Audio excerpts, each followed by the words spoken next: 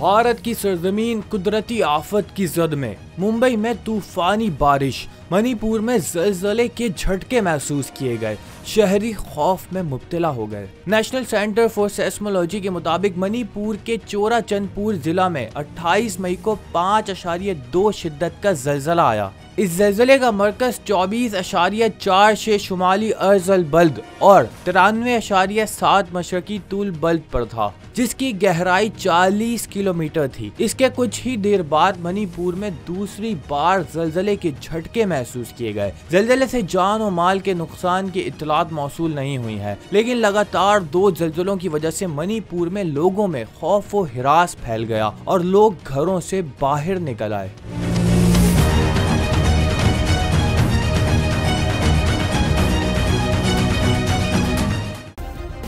Subscribe करें और bell दबाएं ताकि कोई खबर रह न जाए।